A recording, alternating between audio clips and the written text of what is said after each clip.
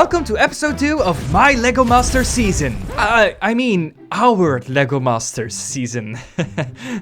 Anyway, in case you missed it, last episode we had to make chocolate with Lego bricks, and it was lots of fun. So go check that video out for the recap. With this episode, we have left Antwerp behind and traveled all the way to the Efteling. I'm not even kidding. All you non-Dutch people might be confused right now, but the Efteling is a well-known theme park that's all about fairy tales and magic and long necks. Who did it better? Anyway, we get here and we're already so excited because it's the Efteling. And on top of that, we immediately get a surprise. Each team gets their very own brick minivan and we get to drive around in these for the rest of the season. What? This is so cool. But we also get another not so fun surprise. Remember those two teams that would get a disadvantage this episode? Well, it is revealed what it is.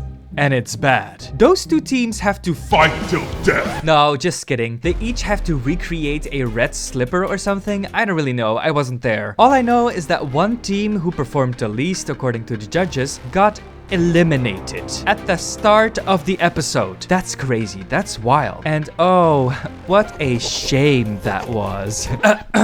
Oops. It really was a shame though. These two people seemed really cool and it's a shame we didn't get to spend more time together. So go give them some love. But the episode continued, sadly without them. After the elimination, we get to hear the big challenge. They had hidden mushrooms that were cut in half in this fairy tale forest in which we had to build something. But we had to find one first, and we couldn't find one anywhere. Like, we were so lost. I've never been here before. I don't know. Eventually, we found one, and we got it back to the place where we were gonna build outside. Until this happened. So inside building it is! For our build, we decided to create a family of mice living inside of the mushroom very peacefully. Until the uncle, a wizard mouse, decided to come over and prank them by conjuring a giant cat paw that claws its way into the house. But we noticed that another team was also creating mice. So of course, we acted like any adult would to fix an issue. By playing rock, paper, scissors for who would create mice and who would create rats. And of course, we got the rat. What does a rat even look like? We had no clue what the differences were, so we just gave them pointy ears and thick tails. Good enough, I guess. Do you know the difference? Let me know in the comments. I had a lot of fun during this challenge. The brick minivans were quite far away from the theater though, so it was a lot of running, like a lot, but it's good exercise. Anyway, eventually time was up, so we had to stop building and take our builds back to the magic forest. I'm a very socially awkward person, so having to walk in this parade with everyone staring at you was the biggest challenge so far. But I survived, and look at our build in nature. Isn't it so gorgeous? I am so in love with it, and apparently I was not alone. Because when the Brickmaster and guest judge came along, the guest judge, who is a fairy tale and Efteling connoisseur, called our build an image that could come right out of the pages of a fairy tale book. Y'all, I'm crying. That is a huge compliment. But it was not even the best part because we ended up winning this challenge. What? I was speechless, like quite literally. Okay guys, my bucket list is done. Participating in Lego Masters? Check. Won an episode? Check. That's it for me. I got everything I wanted out of this. I'm out. Bye! Nah, just kidding. I really want to experience as much of this journey as possible. Because these past 2 episodes have been so fun and so special. And soon, I'll be able to experience a 3rd. But that's for next week. If we ever get there, that is. Because Delphine and I both don't have our driver's license. So, yeah, that was awkward.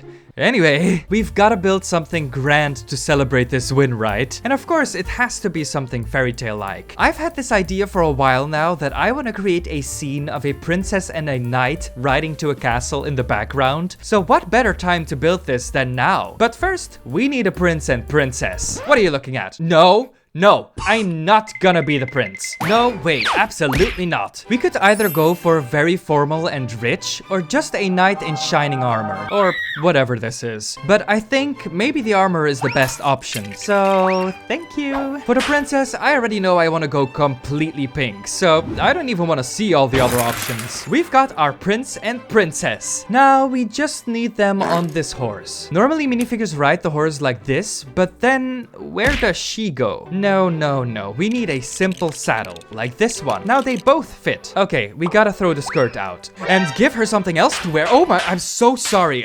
I'll just take these curved bricks, add some plates to the top and bottom, and now our princess can sit. Okay. That looks better than expected.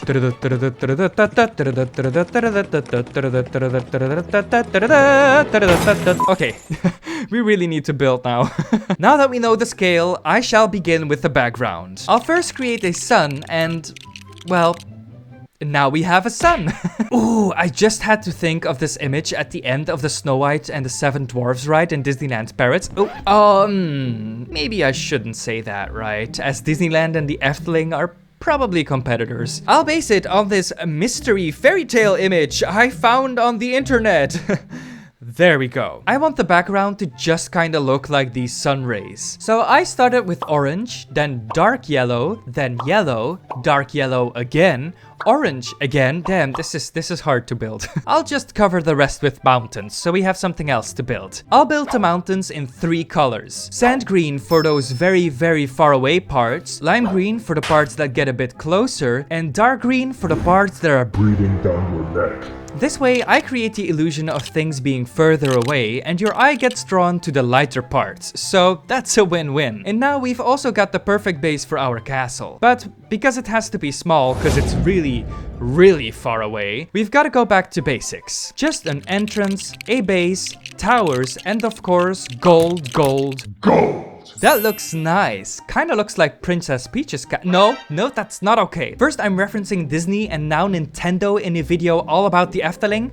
Not okay. I'm still gonna keep this, but not okay. Now we just need a path leading to the castle. Problem is, it has to become smaller the closer it gets to the castle, so it doesn't break the illusion of being very, very far away. That's gonna be hard. But not impossible. Especially if you have a whip and a sausage. That sounded wrong. I mean literally, with a bunch of other parts. I'm gonna use these and place them on top of the mountain in such a way that it creates the perfect path. Look at that! It's perfect. That Burnt sausage? really pulls it together. But now, we can't have a background without something in the front, right? So I'll take some more of that sweet, sweet green and build a front for our diorama. Diorama? Diorama. Diarrhea. Nope, it doesn't matter. You understand me, right? Of course, I can't forget to make the path broader as I go. I'll even add more texture and detail in the path nearby, because the closer you get, the more you see, of course. Hello! Okay, wow, that's actually working so well, damn. It does look a bit empty though, so with my magical powers of nature and leaves,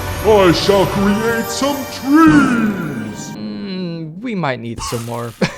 I made some very small trees to decorate the back of the build. Of course, we've got to add some medium trees in as well as we get closer. So for every small tree, I made a medium one so you see the same ones returning. But guys, doesn't it look like all these trees have baby trees now? It's so adorable, they're parents. It does, however, look kinda, It could be better. But not to worry, cause we'll cover it up with everything in the front anyway. First, I'll construct 2 giant trees at either side of the build. And hey, the Efteling has one of those. Look, an Efteling reference in my Efteling build. You happy? I'm gonna make these darker compared to the other trees though, so they're more of a frame around the pretty picture instead of the main subject of it. So that means brown, and very dark green leaves. Not exactly the Efteling tree, but it does resemble it. It even has a hole for the fairies to live in. That's totally the same tree. Now we just need some more nature to cover up more of this backdrop. Like some bushes, leaves, plants, and of course, magical mushrooms for the gnomes to live in. Ah, this scene is wonderful. Now we'll just place down our 2 main characters riding to their castle into the sunset, and I think that's it. And I also think I might have created a masterpiece. Okay, not a masterpiece, because look at the side view or the back, but the front? Oh my god, it's so good. If I had more parts, I could make some things better, like more leaves on the big tree here, but other than that, it's everything I envisioned. Okay, that's the second challenge done. This compared to my first episode challenge, there's just like a small difference in size. Anyway, now I challenge you to do the same. Well, not exactly the same. Your builds, of course, don't have to be this large, because this is a Monster size. But I challenge you to build something that could come straight out of a fairy tale. It could be a scene like this, or a character, or just a building, maybe a fantasy creature, an existing fairy tale, or a new one. Be inspired by existing sets or something you saw at the Efteling. Let your imagination run Wild. Post your creations on Instagram with the hashtag LittleBuildMasters and tag me, LittleBuildPlanet, in your post and I'll for sure see it. Damn, I'm so excited to see what you all come up with. Can't wait. But okay, that was episode 2. Hope you enjoyed it and I'll see you in the next one. Because apparently I'm still in it. Okay, bye!